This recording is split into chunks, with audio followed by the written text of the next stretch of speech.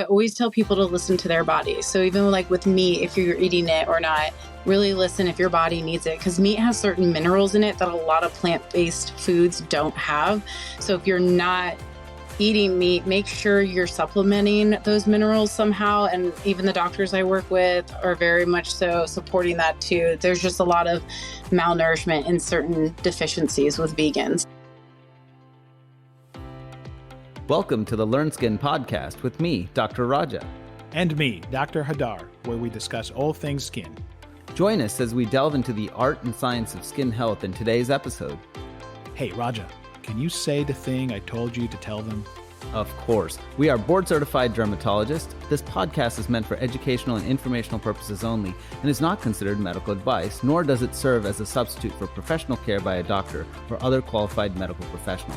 All opinions shared do not express the views of Learn Health, Inc. Let's get to the good stuff.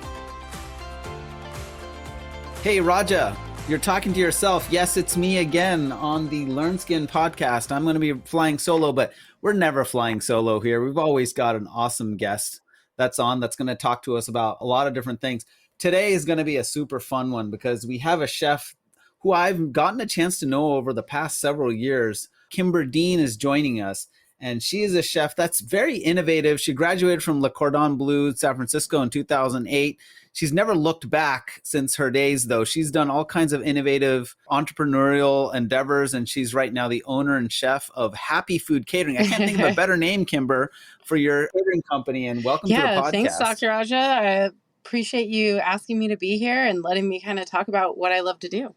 One thing that I really like about you is that you've written so many, I'm sure thousands of meal plans by now, and you've catered to all kinds of requests, be it Ayurvedic meal plans or certain lifestyle meal plans or certain restrictions. So, before we jump into things, can you just tell us, how did you get into this space and what's your philosophy around food? Yeah. So like you said, I've probably written close to 1,000 individualized meal plans, and it's really interesting. I love cooking. I went to Le Cordon Bleu and I learned a lot of cooking methods, but there wasn't a lot of nutrition. It was a French cooking school. So I have self-taught myself how to cook nutritious meals for people. And while I was at Nourish Cafe Market, my cafe that I co-founded here in Columbia, Missouri, it's super healthy. All the standards, my cookbook, myself, my catering company is free of. And one day somebody approached me about 4.5 years ago, and they had autoimmune disease and I think a couple different food allergies. And they came into the cafe to find me and just told me I was given this list of foods to avoid. I was given a list of foods to incorporate, but I don't know how to make this sustainable for my life. I don't know what to do from here. It's really overwhelming. Reading labels are overwhelming. So exactly. Yeah. So it's really cool because that's what I do all day long. And having a cafe and a catering company, I get the same questions asked usually, are they somebody who has a lot of time or do they have a lot of money? What are your resources? Do you live in a food desert? Do you live somewhere where there is fresh produce all the time? So it can get really individualized to help that person. And it's really fun for me because I love writing recipes. So, I think you are like a recipe writer extraordinaire because I think you have to take so many different things into account.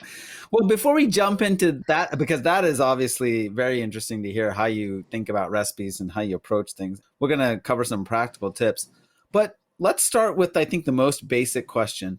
What foods are, quote, healthy, and how do you determine what food is healthy? I think we all have certain foods that we know is not healthy, but how do you determine whether one food or another food is healthy, and what's the determining factor there? Yeah.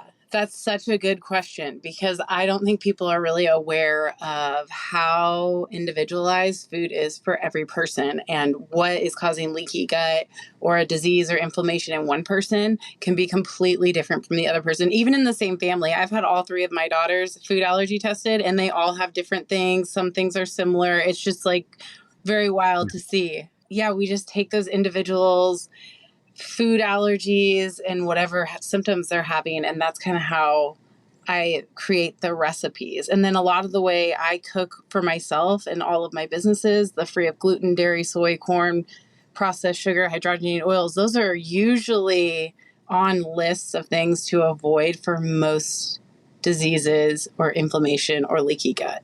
just because we're consuming it so often. Yeah, so maybe it's worth actually returning to this point. The notion of oils being healthy versus not healthy. So which oils are considered unhealthy in your eyes? And we probably, unfortunately, consume a lot of this as an American population or Western population, but which oils would you prefer to stay away from if you could?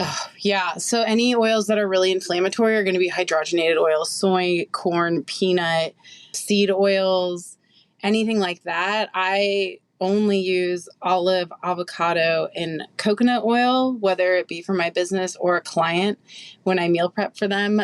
Those are just normally not very inflammatory for most people. I mean, obviously, if it's on your food allergy chart, like we were saying, it's so individual for each person. But, walnut's good. It's also how much money do you want to spend on a good oil?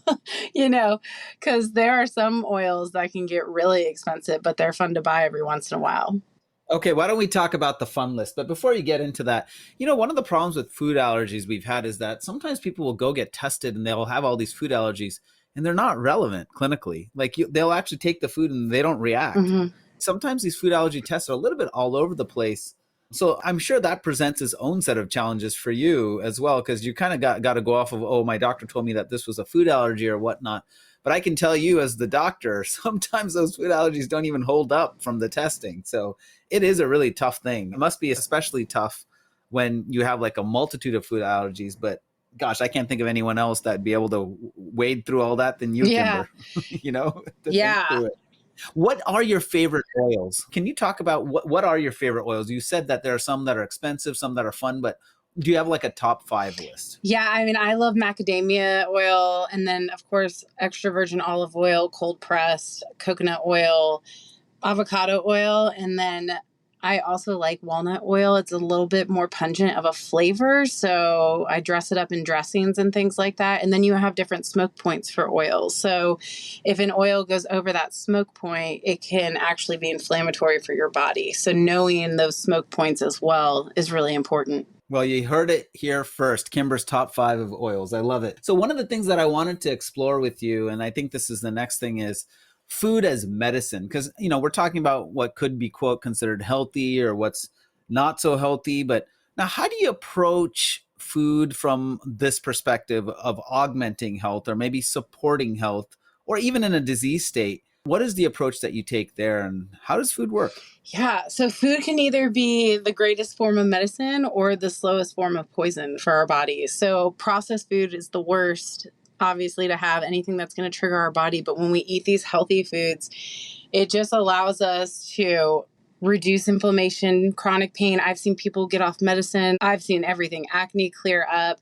I've seen pain in the joints go away. I've seen rheumatoid arthritis go away, diabetes reversed, certain cancers reversed. I've worked with the craziest people have like 7 different symptoms. One woman had stomach cancer, lung cancer, Rayon's disease. I mean, the list went on. And then she also had food allergy problems. Plus, she grew up in a battery shop, which had all these heavy metals in her body. So we really wanted to focus on like cilantro and parsley help detox and get heavy metals out of the body.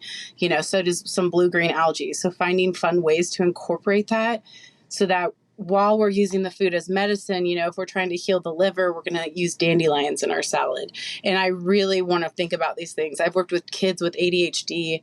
Lion's mane is great for helping kids focus and get rid of that ADHD. So it is really cool to see how different herbs and spices and produce or whatever it may be have these vitamins and minerals that most people are also malnourished and deficient. So not only are we inflamed and sick, but we're malnourished. So our body's just not helping itself heal and regenerate. So it's just really fun to get anti-inflammatory ingredients into people's meals. Yeah, no, that's fascinating. Well, one thing I really wanted to touch base on, you mentioned about reversing cancers, and that's probably far and few between, I assume, just off food, right? Because a lot of these people aren't stopping their chemotherapy or their standard medical treatments. Yeah, no, I mean, I think it's that medicine is important in the world. If I get in a car accident, I'm not going to my massage therapist. So there is a place for medicine and it is important. But if people are trying to get off it, it is like nice to have that bridge while you're switching habits. Because it's not just food. Food is a huge part of healing, but it's low stress, exercise, vitamins, Yeah. minerals, good sleep. All of these things really matter when you heal yourself. And even trauma can cause a lot of problems in the body. So I've seen a lot of healing in different ways. Food is just such a great tool to help people. But yes, like you said, it's an accumulation of things. Yeah. So then going back to some of the things that you mentioned, whether you're talking about, for example, lion's mane. So I think you're not exactly, and no pun intended here, but of course pun intended, because that's all we do at Learn Skin. When we think about food for thought here, in terms of, what you actually know from a knowledge base, you're not limited to just foods. I see you incorporating a lot of herbals and perhaps some other traditions. So can you speak about how did you learn about these other traditions, like whether it's Ayurveda, or you seem to have mentioned some herbs that are used a lot in naturopathic medicine and some that come out of traditional Chinese medicine.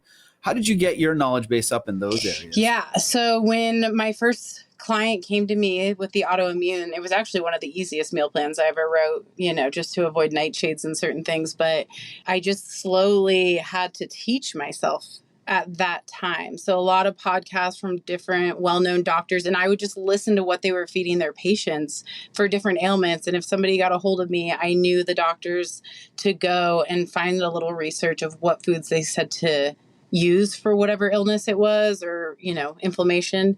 Self-taught. Now I love it because there's doctors like you. I work with Dr. Jennifer Roelands. I work with a ton of different medical professionals now.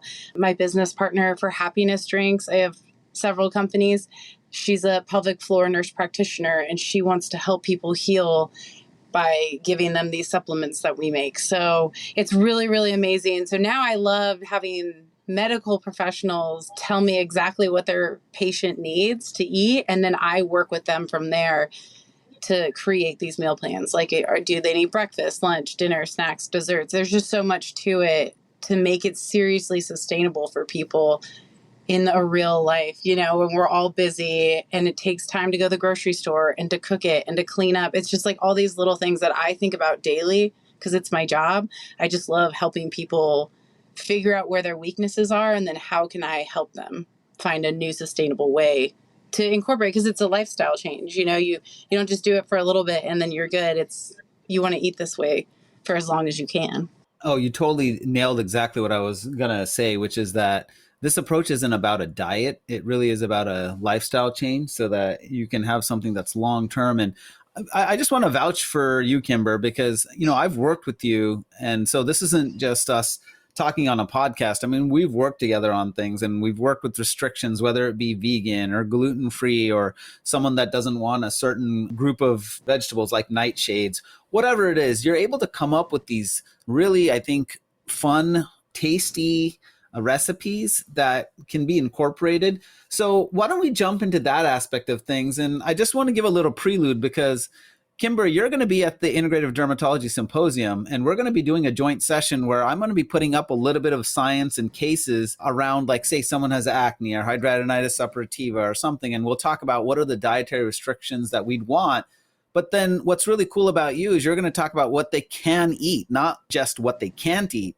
And so how do you bring the can eat into people's lives? Basically, how do you write recipes and how do you create these meal plans? Can you take us through the approach that you have? Yeah, thanks. I'm super excited to be at the symposium. So I cannot wait to do our cooking demo and create these one-day meal plans to share with people. But what I like to think about is, like you said, I want it to be plentiful. I had a lot of people when I first started doing this over 15 years ago, eating healthy and learning how to cook this way, oh, what do you just eat, like grass and rabbit food? Or does it taste like cardboard because it's gluten-free? And I just really wanted to get away from those stigmas. Like, I was like, no, it can taste I know, good. right?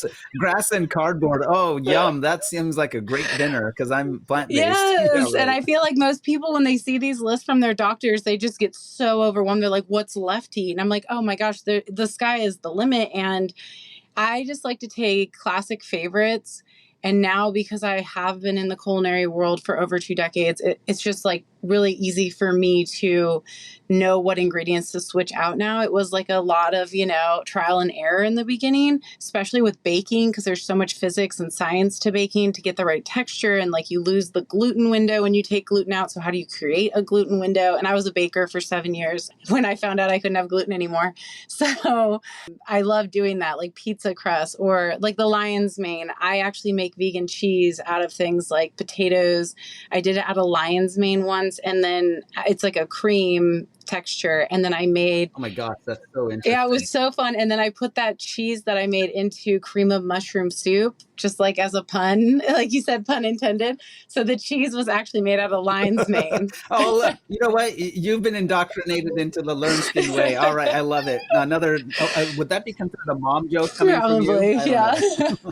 Probably. Or, things like chocolate chip cookies, I pipe my own chocolate chips. They're out of raw cacao powder, which is really high in magnesium, high in antioxidants, coconut oil, which, is antifungal, bacterial, microbial, and then maple syrup, which still, is a sugar, which some cases like diabetes, we don't do any sugar at all. And I figure that out with people. But, those three ingredients, and I'm telling you, I don't know how many chocolate chips Nourish Cafe Market and Happy Food Catering has pipe. I mean, like we're talking like hundreds of thousands, me paying bakers to pipe chocolate chips for our customers because I care that much.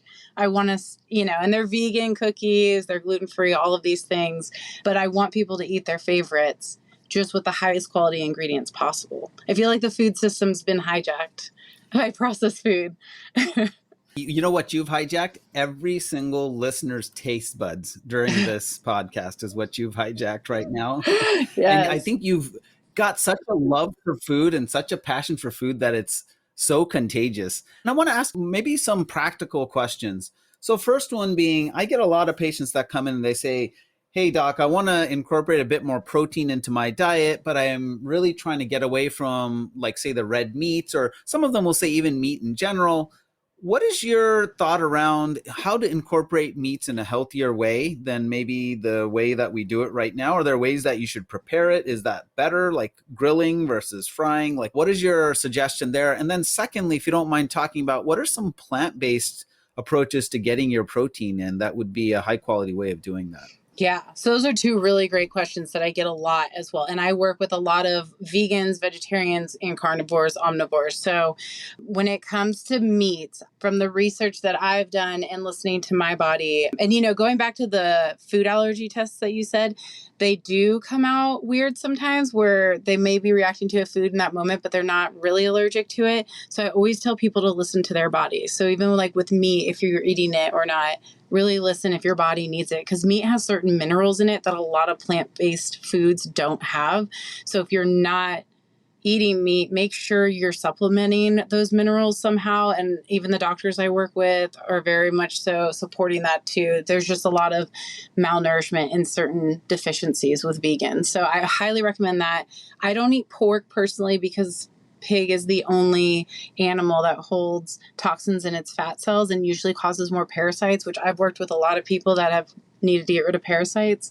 So when you are buying your meat, you want to get grass-fed, grass-finished is a really big deal. And we use all local farmers here in Colombia. I work with over 3 dozen farmers for different products and ingredients, which is nice because you know what's really going on at the farm. And I actually go visit them. But, honey has a lot of minerals and is great. Chicken, you want to get it where it's free range, it's outside. If you're getting eggs, organic local is always going to be the highest quality and the best for you, because it's also, apples that are grown commercially will sit in a warehouse for a year before they even make it to a grocery store shelf. So, these farmers are producing whatever they're producing that day for you. So it's going to be the highest nutrient quality. So that's what I recommend with meat. And then when it comes to plant-based and vegans, a lot of people use a lot of protein powders. So we recommend protein powders that are to our high standard and quality and don't have the ingredients we don't use. Kimber, can I jump in there and say, when it comes to protein powders, there's a few options. There's soy, there's pea, now they have mung bean proteins. Do you have a preference between them? And are there like 2 or 3 brands that you really say, hey, these are the ones that I really like? We're not doing quote, quote, any sort of endorsements, but that being said, I actually really do want to know, because you're a chef, which protein powders do you prefer? Yeah, so I love Aura Sun Warrior, and Live Well are my three favorites. And those are all free of everything I'm free of as well. So no soy. I know they have like goji, rice, pea, things like that. And then really low sweetener and usually stevia. So it doesn't have sugar is really important too, because some of those can be just packed full of sugar. I always recommend plant-based. I never do any sort of whey or protein with animal products in it. I do take collagen daily. That's just a personal thing for me with the amino acids. After I had my children, it just really helped my joints feel stronger. But those are what I recommend for the protein powders. Oh, so you're saying when you recommend protein powders, you really focus on plant-based. You Yeah. don't for anyone. You actually don't recommend whey for anyone. Is there a reason that you don't? I know from a dermatology perspective, like conditions like acne and hidradenitis, they are pretty aggravating. But just in general, is there a reason that you're staying away from whey? Yeah, dairy. I try to avoid dairy with everything I do and every person. I mean, sometimes I'll do some cheeses on different things if that's what my client wants. So I can do that, but I usually make vegan cheese for everything just because, like you said, dairy just, it affects a lot of people. And we have to think about it, you know, we're drinking another mammal's milk. So we just have to think how that's going to be affecting our bodies. And for different people, it's different. But yeah, most people react to dairy. There is quite a bit of intolerance, especially for cow's milk. There's a lot of built up intolerance that happens over time, huh? Oh, yeah. Yeah, so. I see that a lot with people. But then also getting protein in your diet, you know, spirulina is a blue-green algae that's really high in protein if you're vegan. And then things like pumpkin seeds. I like to make pesto with pepitas. They're raw pumpkin seeds, super high in zinc and protein, and they're really cheap because most like pine nuts are expensive. Different nuts are great for protein if you're vegan. If you do rice and beans together, it doesn't really matter the variety. Those two things will then have all of the essential amino acids and become a whole protein. Quinoa is a whole protein. So just finding different foods that are whole protein so you're getting all of your amino acids from that plant. I love it. And then wanted to switch up the topic a tiny bit and talk about fiber too, because one of the things that we've been hearing more and more about is getting more fiber. And it's not just Metamucil to make you go regular. I think a lot of people now realize fiber, kind of like protein, really helps to regulate these glucose spikes. And, you know, they're also bringing in a lot of these nutrients that are good for your microbiome. So what are clever ways, or maybe your tips for how to incorporate more fiber into your diet? What are some ways that we can do that? Yeah, I mean, it's just getting people to eat more produce, more fruits and veggies, legumes, things like that. So I always recommend, or if I'm meal prepping for someone, their meal should be around 60% complex carbs. And from there, it's just figuring out ways to rotate them into your meals. Maybe instead of doing spaghetti noodles with spaghetti, you do spaghetti squash, which is going to have more fiber, but it still has the same texture, the noodles, things like that. You know, with smoothies, they're great because you can hide. I mean, I hide so much stuff in my kids' smoothies because they don't know any better. And then anything pureed is going to be a great way to get that fiber, and it's like broken down better. So I always tell people, you know, pureed soups, smoothies, things like that are just going to be better ways to get your fiber in. Hummuses, sauces with more whole foods really helps too. But yeah, no, I mean, it's super easy for me to get fiber in people because I've gone through 80 pounds of kale a week at times with different catering events. And I mean, like, that's so much kale. I mean, 80 pounds of kale sounds overwhelming amount of kale. Yeah. And our farmers are amazing. Now, I do have a question for you regarding some of these newer kind of, well, maybe they're not newer, but these new pastas that are coming out that are based on like red lentil or maybe garbanzo. So they're based on a legume, or they're based on, you know, having maybe a higher fiber count. What are your thoughts on that? I mean, it is processed being pasta, but is it healthier to eat pasta that's made out of red lentils or say garbanzos? Yeah, I mean, it's so individualized, but I would say if it's organic, so you're not getting a higher glyphosate load and it's just a couple ingredients, just make sure there's no preservatives or something that's going to be artificial. I think that that's great too. And it's a fun way to incorporate that in your body. Oh my gosh, Kimber, I could ask you 1,000 questions, but I think we're going to push pause here, but we got to do a part 2, maybe even a part 3 with you just to talk through little tips for the kitchen, you know?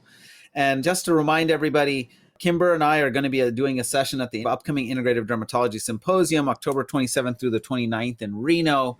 I'm going to be talking a little bit about the science, but honestly, that's not why people are going to be there. They're going to be there for you, Kimber, to really learn how do you actually put this all together. And we might even have some things to taste. So that sounds like a lot of fun.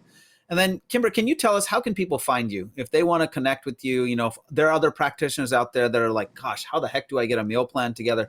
How can they reach out to you so that they can collaborate and work with their patients through you? Yeah. First, like you said, I'm super excited to come. I really want to try my hardest to get food for everyone to taste while I'm there. And I'm just so grateful for you and your listeners and the people that really want to help their patients heal. I think it's just a beautiful time in life to see that. So I'm really excited. You can find me chefkimberdean.com, happinessdrinksco.com. I am on all social medias as Chef Kimber Dean. Happy Food Catering. I have meal plans, lifestyle guides. So contact me, get me on my website, and I would love to work with you. We got it. Well, Kimber, thank you so much for joining us today. This was definitely, instead of a tour de force, it was a food de force. And we look forward to doing more of this. Yeah, thanks for having me. Thank you so much for supporting us through the last several seasons. We love receiving your questions on social media. And now you can call them in as well. Yeah, exactly. So if you're a licensed medical practitioner, call us at 424-309-8757 and leave a detailed recording with your name, location, clinical question, and it may just be chosen to be answered live on the next podcast. We look forward to your submissions. And as always, stay curious.